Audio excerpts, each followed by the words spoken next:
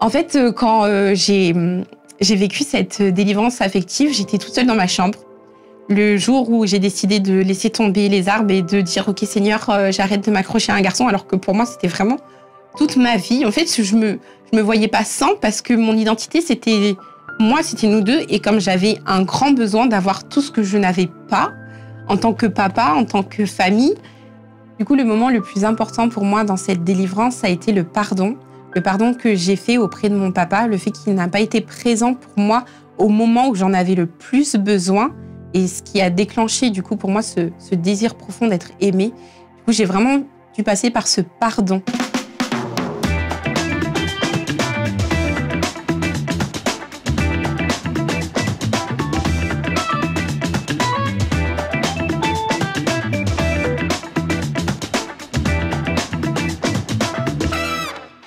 Bonjour à tous, je suis ravie de vous retrouver pour une nouvelle émission coupée en 4.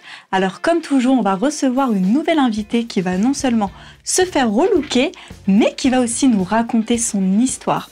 Et la femme qui va se livrer aujourd'hui s'est retrouvée sans figure paternelle de confiance lorsqu'elle était enfant, ce qui la fera tomber dans une grande dépendance affective.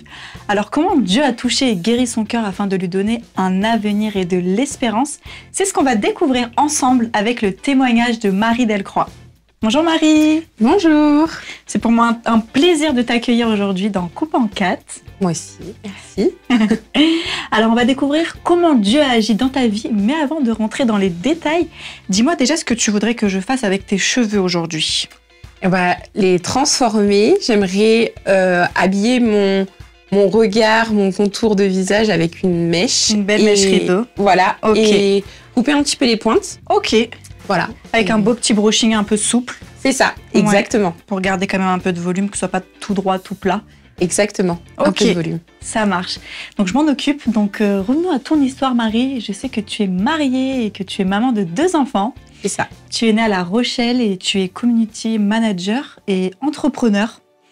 Tu es née également dans une famille chrétienne, mais tu as grandi sans ton papa. C'est ton ex-beau-père qui vous a élevé avec ta mère, toi et tes sœurs, c'est bien ça? Alors, pour être plus juste, c'est ma mère et mon père se sont séparés. Mon père venait nous voir de temps en temps, mais c'est vraiment ma mère qui a eu ce double rôle de maman et de papa pendant toute mon enfance. Okay. Et c'est à partir de mes 11 ans que ma mère a rencontré un homme, mais malheureusement, ça n'a pas été la bonne figure paternelle parce qu'il était violent. Donc, on a connu les violences conjugales pendant 3 ans, 3 longues années. Et puis ma mère, après, s'est séparée. Donc, la situation est devenue plus simple parce que ma mère était seule et nous a élevés. Donc, c'est vraiment ma maman qui a eu ce rôle de papa et de maman qui n'était pas facile parce que j'ai 5 sœurs, on est 6 filles, donc famille nombreuse et une maman solo. Ok, une situation de vie qui a sans doute développé chez toi un manque d'assurance quant à ta valeur, et notamment au travers du regard des hommes qui avaient une grande importance pour toi à ce moment. Ouais, c'était... En fait, je crois que c'est étant petite, c'était vraiment mon but d'avoir une famille. J'ai toujours aspiré à ça. Alors, je ne pourrais pas savoir à partir de quand, mais j'ai toujours aspiré à avoir une famille. C'est pour ça que quand j'étais petite, j'avais une relation très proche avec Dieu. Et ce que je disais à Dieu dans le plus grand des secrets, c'est « Seigneur, j'aimerais être pauvre et avoir une famille qu'être riche et seule. » Parce que vraiment, pour moi, avoir un papa, une maman, des frères et sœurs et d'avoir cette unité, c'était hyper important pour moi. C'est pour ça qu'au fur et à mesure que j'ai grandi et que j'ai vu ce que les autres avaient avec leur rapport de papa et de maman, je me suis dit, c'est ça que je veux. Et je suis tombée, en fait, dans ce regard des hommes. Enfin, c'était très important pour moi d'être valorisée plus par un homme que par une femme. J'apportais plus d'importance aux paroles que mon père avait sur moi que les paroles que ma mère avait sur moi.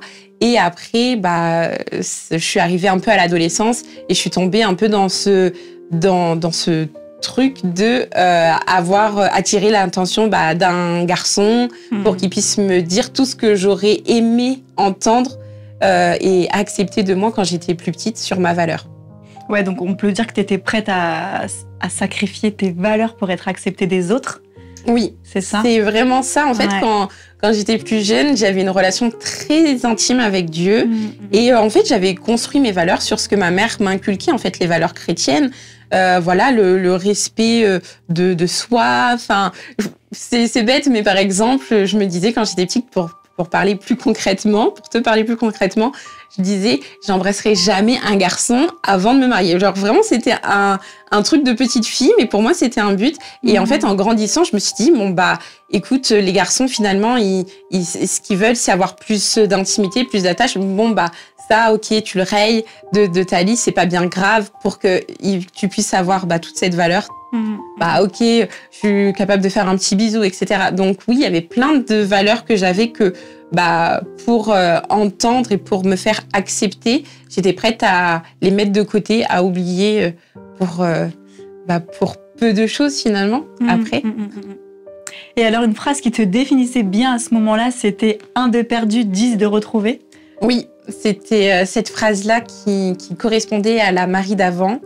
Parce que ce que je me disais quand j'avais un chéri à ce moment-là et qu'il me quittait, ça me brisait tellement, mais ça alimentait encore un peu plus ce vide-là en moi. Et je me disais, oui, j'ai construit un peu cette carapace de dire, bon, tant pis, c'est pas grave, il y en a plein d'autres. Et donc, j'allais à la course, en fait, des garçons pour avoir un petit peu à manger. En fait, c'est une personne qui est jamais rassasiée, finalement, qui a jamais cette valeur-là. Et on court après l'amour, donc après plein de garçons. Donc oui, ce dicton, finalement, me collait un peu à la peau. Et c'est maintenant, aujourd'hui, avec plus de recul, que je me rends compte que c'est ce dicton-là dictait un peu ma vie d'avant. Courir après l'amour des hommes, Marie, oui, mais toi, tu vas découvrir un autre amour et c'est ce qu'on va découvrir dans la partie coupe de cette émission coupée en 4.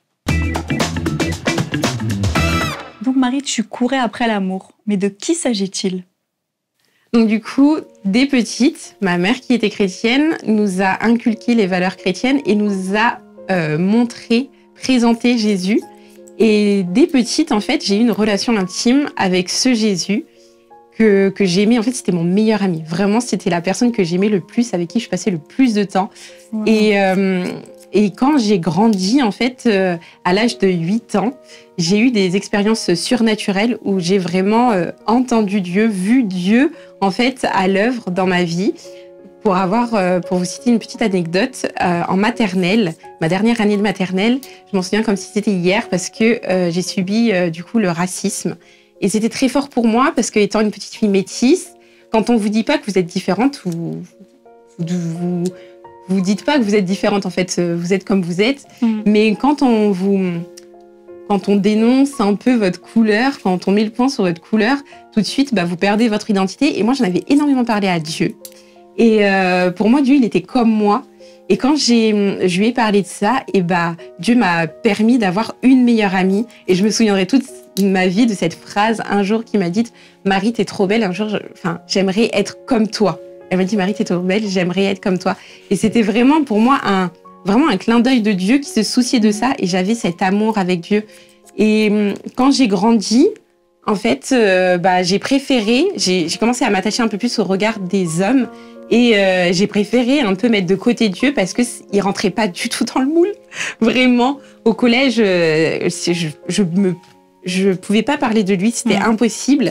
Et j'ai préféré être adopter en fait les valeurs du monde plutôt que lui pour éviter d'être toujours dans cette différence, sachant que j'ai souffert en fait de ma différence de couleur de peau. Du coup, pour moi, c'était impossible de parler de mes différences niveau cœur, âme et esprit, c'était pas possible. Donc, j'ai préféré mettre de côté ça. Ok Marie, on peut remarquer que cette intimité avec Dieu, tu l'as connue très jeune, mais comment s'est passé ce véritable amour avec Dieu finalement ? Du coup, ces retrouvailles, ça fait quelques années maintenant avec Dieu que ça s'est passé. Durant cette période de retrouvailles, j'étais avec un garçon pendant 4 ans.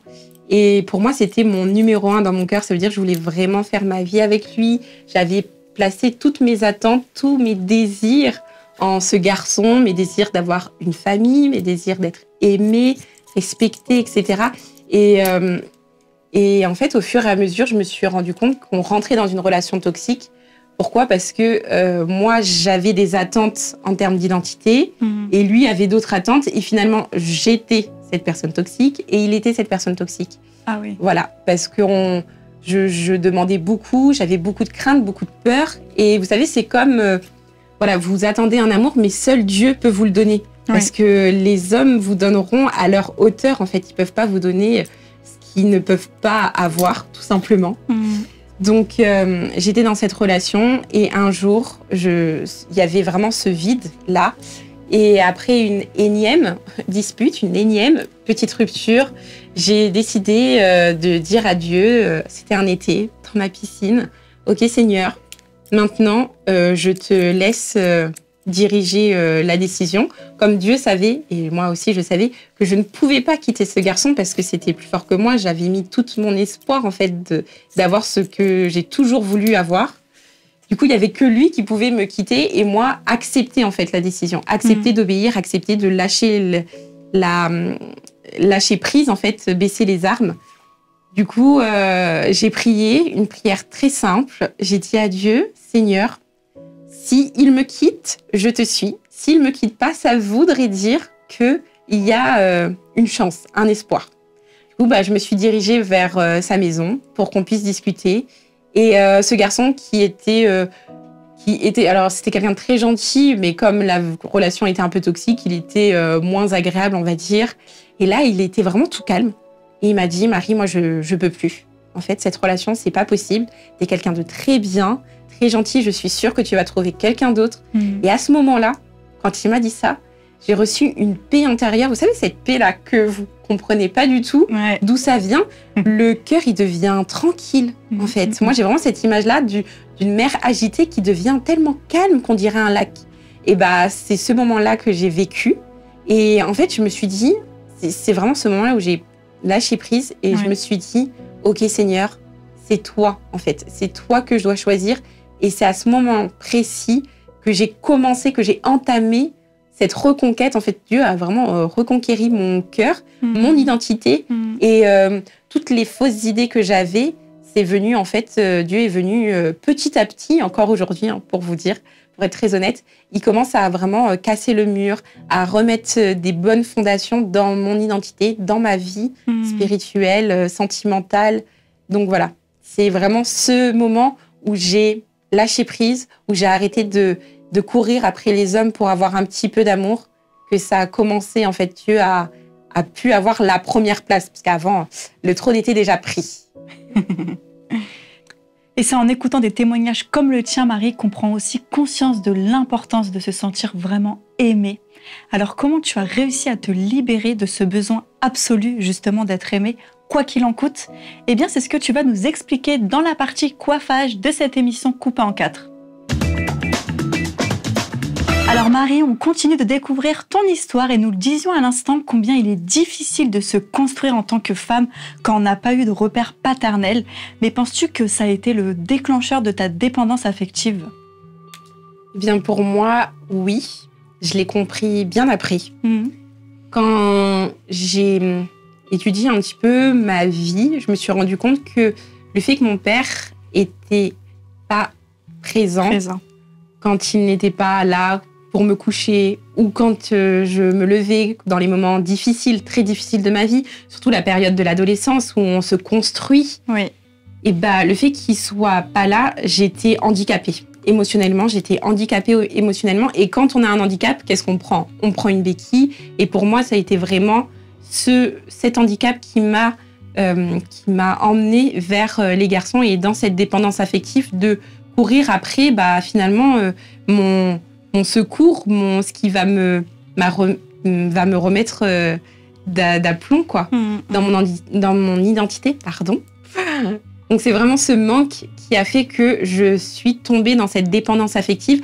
Sachez que la dépendance affective, c'est pas quelque chose du jour au lendemain, on se réveille et on se dit, ça y est, je suis dépendant affectif. Non. En fait, on le découvre au fur et à mesure. Et comment moi, je l'ai découvert, c'est quand, finalement, j'acceptais tout et n'importe quoi. Quand on disait des choses sur moi, en fait, j'absorbais tout ce que les autres disaient de moi sans en avoir vraiment la vérité parce que c'était forcément des mensonges. Et je me pliais du coup à des exigences du monde qui n'étaient pas vraiment moi. Et j'avais vraiment ce sentiment fort au-dedans de moi que j'étais différente, mais qu'il fallait pas que je le montre et que vraiment, il y avait ce combat intérieur. Je sais pas si j'arrive bien à te le transmettre, mais j'avais vraiment ce combat intérieur entre ce désir profond d'être aimé et courir après cet amour futile, en fait, quelque chose qui était éphémère. Ouais. Voilà, c'est vraiment ce côté éphémère. Donc c'est pour ça que c'est vraiment en acceptant Dieu que Dieu m'a montré finalement comme un feedback, quoi. Genre de la situation où j'étais au niveau affectif. Et comment Dieu t'a délivré de ça, du coup, la dépendance affective? Vraiment la délivrance, parce que ce mot-là, j'y apporte une énorme importance. Oui. Parce que pour être très honnête avec toi qui me regarde, aujourd'hui, je suis encore dedans. Pour te dire que la dépendance affective, pour y sortir, il y en a qui sont délivrés instantanément. Il y en a d'autres, ça prend beaucoup plus de temps. Parfois, c'est toute une vie. Exactement, vraiment. En fait, quand j'ai vécu cette délivrance affective, j'étais toute seule dans ma chambre. Le jour où j'ai décidé de laisser tomber les arbres et de dire « Ok Seigneur, j'arrête de m'accrocher à un garçon », alors que pour moi, c'était vraiment toute ma vie. En fait, je me voyais pas sans, parce que mon identité, c'était nous deux. Et comme j'avais un grand besoin d'avoir tout ce que je n'avais pas, en tant que papa, en tant que famille, du coup, le moment le plus important pour moi dans cette délivrance, ça a été le pardon. Le pardon que j'ai fait auprès de mon papa, le fait qu'il n'a pas été présent pour moi au moment où j'en avais le plus besoin. Et ce qui a déclenché, du coup, pour moi, ce désir profond d'être aimée.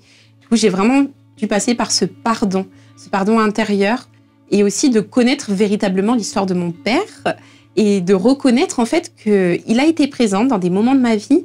Et Dieu, vraiment, a accentué plutôt ces moments-là où il a été présent dans ma vie, où ça m'a vraiment apporté du bien. La deuxième chose, ça a été l'acceptation de Jésus comme Père, de Dieu comme Père. C'est vraiment mon cheminement encore aujourd'hui, de me dire, en fait, quand mon père n'a pas été présent, quand dans mes besoins affectifs, j'ai pas eu ce repère, en fait, Dieu a vraiment placé des hommes dans ma vie. Et c'est là où je me suis dit, mais en fait, Dieu a toujours été présent en tant que père. C'est moi qui étais focalisée, en fait, sur ce manque et a préféré courir après l'amour futile, alors qu'il était bel et bien présent à ce moment-là. Et ça a été vraiment ça, cette acceptation de Jésus comme Père dans ma vie. Et après, il y a eu tout ce processus-là de redécouvrir l'amour de Dieu par sa parole, par savoir qui il est vraiment. Qui il est réellement. Et qui je suis en lui. Ton identité. C'est vraiment cette identité-là. Et c'est à ce moment-là où il y a eu vraiment une transformation intérieure. Vraiment, tout ce qui était tendu chez moi, tout ce qui avait un impact, toute ma colère, en fait, parce que cette dépendance affective, il faut savoir que on est anxieux, on est stressé, on est jalouse, on est irrité. Et au final, on fait du mal aux autres, à nos proches. Voilà, c'est ça. En fait, on est vraiment dans cette atmosphère toxique, mais c'est vraiment... En fait, c'est d'un manque, d'un malaise, on va déclencher toutes ces réactions. Et du coup, quand Dieu est venu mettre le point où il a dit stop, là c'est stop. C'est soit tu choisis la vie, soit tu choisis la mort. Mais sache que devant toi, j'ai placé 2 chemins. Et moi, j'ai préféré baisser les armes parce que de toute façon, Dieu gagnera toujours. Ouais, voilà. Il a le dernier mot. Il a le dernier mot. Et en fait, c'est vraiment se dire, OK, Seigneur, je décide de tout perdre. Parce que c'est vraiment de tout perdre.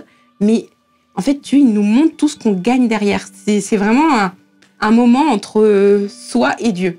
C'est quelque chose de très personnel, de très impactant. C'est pour ça que j'étais toute seule dans ma chambre ce soir-là. Et c'est vraiment à ce moment précis que j'ai vécu ma délivrance. Waouh. Et quelques temps après, Dieu a permis que tu rencontres ton mari actuel. C'est fou, hein? C'est fou. Wow. Sachant que, pour vous remettre dans le contexte, je disais à Dieu à l'âge de 8 ans, quand mon papa et ma maman se sont séparés, Seigneur, je préfère être pauvre et avoir une famille qu'être riche et être seule. Pour moi, pour vous dire que c'était vraiment très important. Et qu'après tout ce processus et avoir quitté en fait la personne avec qui je pensais faire ma vie, avoir une famille, être aimée, etc., finalement, la suite de Dieu, c'est tu m'acceptes dans ta vie et je te donne le meilleur. Et ce meilleur-là, sache que moi, à 8 ans, j'ai écouté tes prières. J'ai vu cette petite fille bien honnête, là, qui voulait avoir ça dans sa vie. Et du coup, je te l'offre. Et quand j'ai rencontré mon mari, eh bien, en fait, comme c'était déjà un homme chrétien, j'ai découvert le véritable amour.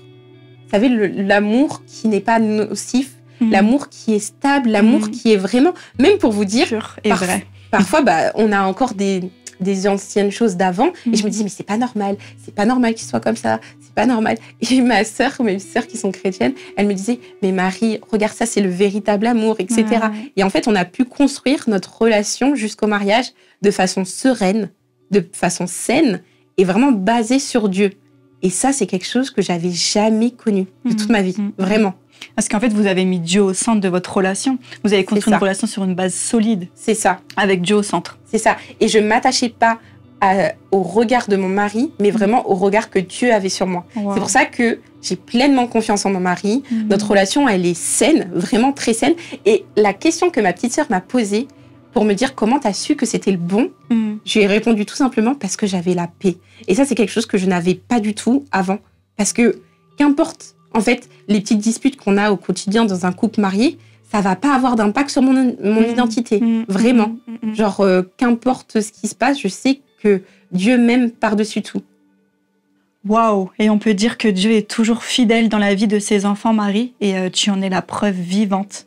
Car aujourd'hui, tu vis les plans merveilleux de Dieu pour ta vie, et c'est ce qu'on va découvrir ensemble dans la partie finition de cette émission. À tout de suite! Alors Marie, on finalise tout doucement cette belle aventure coupée en 4 avec toi. On peut le dire, tu reviens de très loin, mais aujourd'hui Dieu t'a béni puisque tu as répondu à son appel dans le domaine de l'entrepreneuriat. Tu es aujourd'hui community manager, tu aides les petites entreprises à développer leur communication sur les réseaux sociaux. C'est ça. Vraiment, j'avais à cœur d'aider des porteurs de projets, des femmes et des hommes qui ont de l'ambition à avoir une communication unique sur les réseaux sociaux. Et c'était très important pour moi d'accentuer cette aide aux petites entreprises qui sont parfois perdues, qui n'ont pas forcément beaucoup de moyens, mais qui ont des beaux projets. Donc c'est pour ça que je mets à contribution ma créativité, ce que Dieu m'a donné en fait, pour les aider sur les réseaux sociaux. Ok. Et côté spirituel, tu sers dans ton église au niveau de la jeunesse, au niveau des ados précisément? Oui, c'est ça.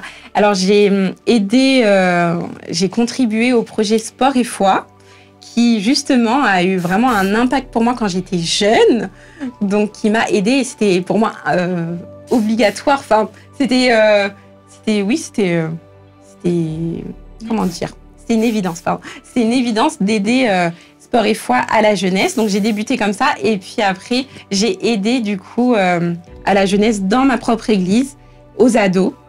Donc je fais avec eux les cultes du dimanche et pareil, on parle de tout et justement de tout ce qui les concerne aujourd'hui et qui est très important. Tu leur enseignes au niveau il y a des petits temps d'études bibliques. Exactement, des études bibliques, des questions-réponses, des jeux aussi. C'est important. C'est important. Ils sont jeunes, ils ont besoin d'apprendre avec quelque chose de ludique, de pratique et de dynamique. C'est ça, c'est ça. Donc voilà, je mets mes dons et mes talents à leur service. En tout cas, Marie, moi je trouve que ton témoignage donne vraiment de l'espérance, car je suis sûre que beaucoup de personnes pourront se reconnaître au travers de ton témoignage. Et maintenant, Marie, je t'annonce une très bonne nouvelle, puisque tu vas pouvoir enfin te découvrir dans le miroir. Et de notre côté, on va pouvoir avoir un de tes précieux conseils, et ça sera dans la partie découverte de cette émission coupée en 4. Alors surtout, ne bougez pas. Alors Marie, nous voici à présent au moment où tu vas pouvoir te découvrir dans le miroir. Tu es prête? Oui. Allons-y. Waouh! Ça change. Non, c'est trop beau. Ouais, t'as vu, tes cheveux sont tout beaux, tout brillants. Oh, mais c'est trop beau, la mèche et tout. Ouais. Donc je te l'ai pas fait trop court parce que je sais que t'aimes pas quand c'est trop court. Ouais. Donc voilà, ça change. Mais c'est magnifique. Ouais. Mais c'est trop beau. Une nouvelle Marie. Merci beaucoup. Merci beaucoup. Vraiment, j'ai pas les mots, c'est super beau. Genre vraiment, j'aime vraiment beaucoup. Ah, trop bien. Tu viendras à mon salon de coiffure? Oui, exactement, je viendrai sur Paris, rien que pour ça. Alors Marie, à présent, tu vas pouvoir donner un conseil à toutes les personnes qui nous regardent depuis le début de l'émission. Si tu avais un conseil à donner pour qu'ils le retiennent, ce serait lequel? Alors, à toi qui me regardes, Fais de l'Éternel tes délices et il te donnera ce que ton cœur désire. Ce conseil-là, ce n'est pas moi qui te le donne, c'est Dieu qui te le donne dans le psaume 37, verset 4. C'est vraiment hyper important parce que je sais que tu vis cette dépendance affective. Je sais comment tu te sens aujourd'hui parce que je l'ai vécu, mais regarde, je suis la preuve vivante que la délivrance existe, que tu peux savoir qui tu es parce que tu sauras qui il est. Donc, je t'invite vraiment à placer Dieu en premier dans ta vie et il te donnera tout ce que ton cœur désire. La chose la plus chère que tu désires, il te l'offrira parce qu'il t'entend, il te voit et surtout, il t'aime. Amen. Merci beaucoup Marie pour ce précieux conseil qu'on va garder précieusement. Et puis si vous aussi, vous vous reconnaissez dans le témoignage de Marie, que vous avez vécu dans la dépendance affective et que vous placez tout votre espoir en un homme ou en une femme, posez-vous, priez et revoyez vos priorités. Comme Marie nous le disait, remettez Dieu en numéro 1 dans vos cœurs et dans vos vies. Placez votre confiance en lui et faites de lui votre priorité. Vraiment, on y gagne la paix, l'amour, la joie. Et il vous fera prendre conscience de votre identité, mais aussi de la merveilleuse créature que vous êtes. À côté de ça, Marie, je te remercie pour ton passage dans notre émission. C'était vraiment un plaisir. Merci pour ton témoignage et surtout ta confiance. Merci de nous avoir partagé tout ça. C'était vraiment un réel plaisir. Et si le témoignage de Marie vous a touché, vous a parlé, n'hésitez pas non seulement à partager notre émission autour de vous, mais aussi à nous laisser des commentaires sous la vidéo. Vous pouvez également, je vous le rappelle, vous abonner à la chaîne YouTube pour continuer de découvrir encore d'autres témoignages de foi.